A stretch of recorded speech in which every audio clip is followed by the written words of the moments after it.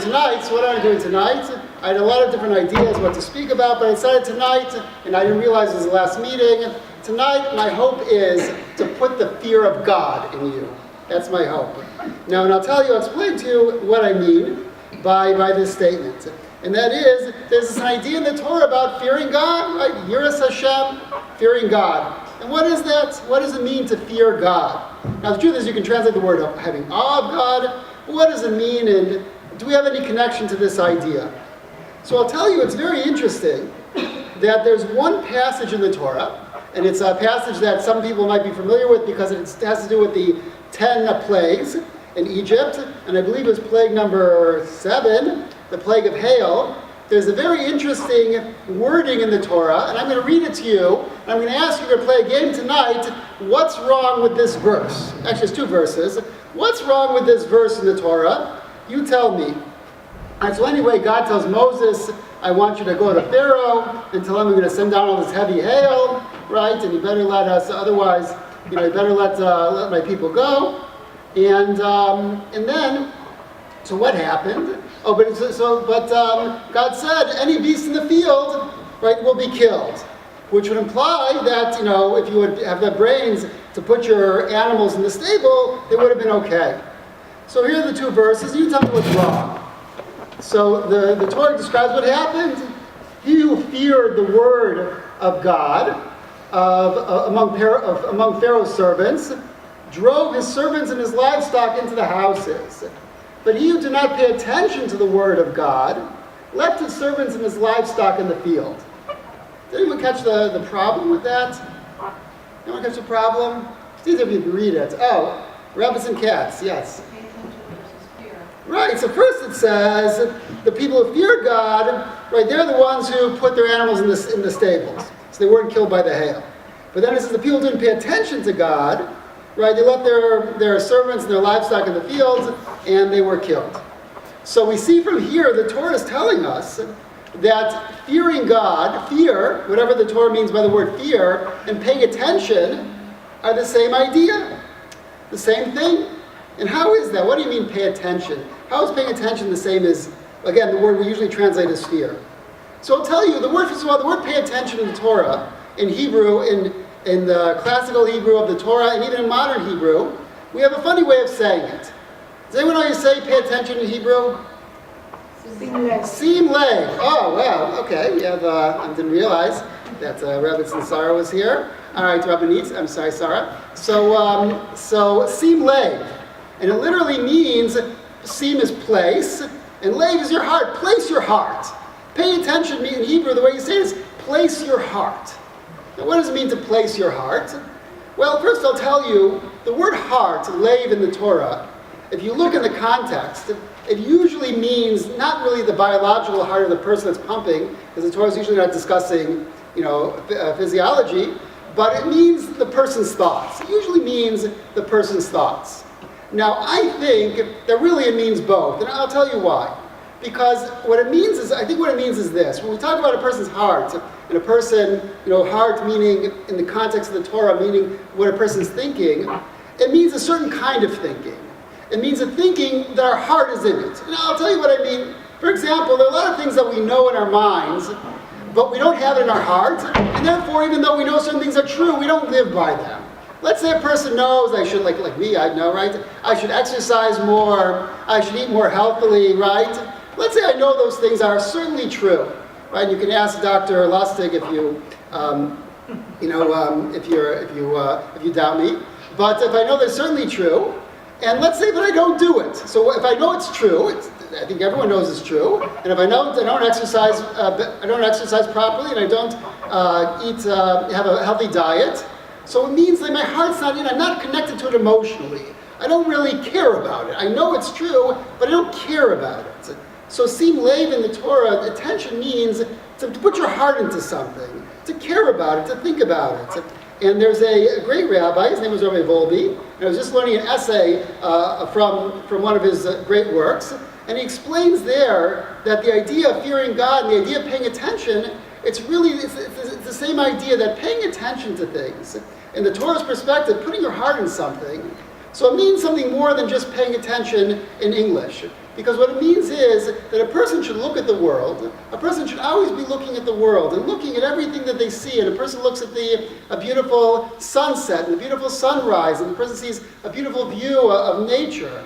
Or a person sees a child growing up. And a person's always supposed to be paying attention, putting their heart in thinking, what am I supposed to learn from this? What does this mean to me? Not just it's nice, but what does it mean to me? If I see this or I'm inspired by it, what does it mean?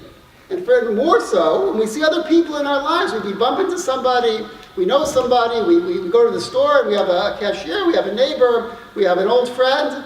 So a person's always supposed to be thinking, paying attention, putting their heart when they see this person and thinking, it's nice I'm seeing this person, but what can I do? Why am I seeing this person? Why did it happen? Why do I have this relationship? What can I do? What can I do for this person? What can I do in this relationship? A person's always supposed to be thinking, this paying attention, but it's like paying attention plus, really.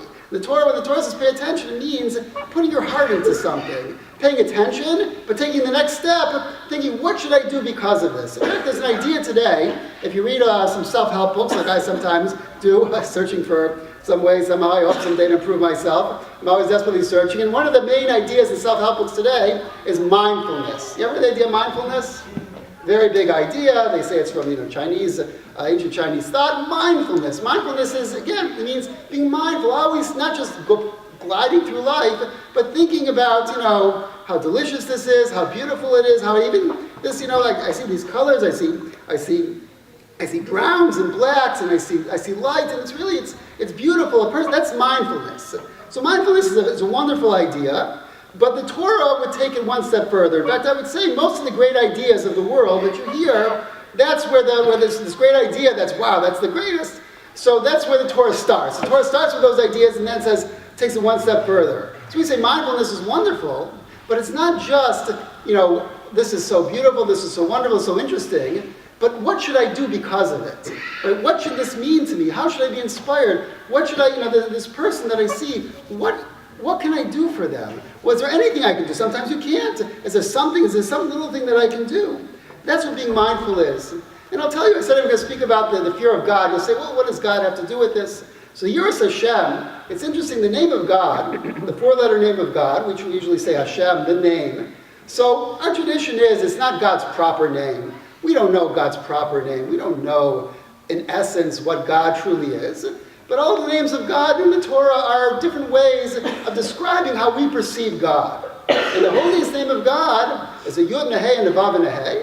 And if you look at Hebrew grammar, you'll see, and you'll ask Sarah to back me up, hopefully, it's the state of being verb in Hebrew. And the state of being verb in Hebrew has these four letters, in these order and generally. Hayahova v'yiyah, was, is, and will be. It's a state of being verb, and there's a very holy, mystical Jewish work called the Tanya, which explains that it's the state of being verb, meaning the one that brings into existence and continues to bring into existence. It means actively always bring into existence, meaning God is the source of the world. A person looks into the world. A person is looking at, according to Jewish thought, this which God is constantly putting in front of us. This which God is constantly showing us, everything in the world. In fact, we know today, the Tanya was written a few hundred years ago, but in science today that we know that things just aren't just sitting there, right? Everything is constantly moving, and it does things that look like they're not moving, but everything is full of atoms, and the atoms have electrons spinning around, and they're connecting with each other, and they're moving around, and there's constant energy inside of everything. And we say that all this energy comes from God. When a person looks at the world, this is what the person is seeing. So the idea I want to end with is that we're talking about today this Torah idea of paying attention, the sim leg, and paying attention. The Torah we're saying is connected to the idea of fearing God, and the idea again is that paying attention is a person who looks at the world and thinks about what can I. Not just how interesting it is, but what should this mean to me? What should I learn from it? What can I do differently because of whatever inspiration I see or whatever even problems I face? What am I supposed to gain from this? How am I supposed to grow from this? What should my next step be? Right? That's how a Jewish person looks at the world. I'll just share, I'll end with one story. An older woman in Connecticut, didn't live in Waterbury, and I had some connection with her. I met her, and she was a very successful person, very nice person. She also had a lot of pain in her life, a lot of difficulties also in her personal relationships. So she once asked me, she said, well, what can I do? I don't know what to do to deal with this pain. So I wasn't sure what to say to her. And I said, you're a very friendly person. You probably know a lot of people in your community, older people who are older than you. Why don't you, once a week, why don't you call one person once a week? One person, older person you think is old and lonely, call them once a week. Maybe you want to visit them. I don't want to make it too difficult because you want to do it, then you might drop it. Once a week, call one person and try that. And I didn't see this person for a long time. I forgot about it. And it was a couple years later, I bumped into this person. And I'm embarrassed, I almost didn't remember. And she told me, she said, so emotionally, she said, this changed my life. She said, this has transformed everything. She made all these deeper connections with all these people, and she thought, how she could help them. And it's, her pain, the painful situations going on in her life still existed, but she was able to transcend them to some degree because she was able to look at other people in her lives and not just see them, but think about what can I do for them. And this is the idea I want to leave you with, the idea of paying attention in Hebrew, which is connected to the idea of fearing God, of being in awe of God. The word actually for fearing in Hebrew is related to the word for seeing. It's almost the same word. It means seeing the world and taking it one step further. Seeing the world and thinking about what can I do to grow from this? What can I do to make this better? What can I do to somehow be a bigger giver? This is the Jewish way of looking at the world, and I give you my blessing that you should merit, and I especially, I hope that I'll merit to look at the world a little more closely and with a little more thought and a little more heart.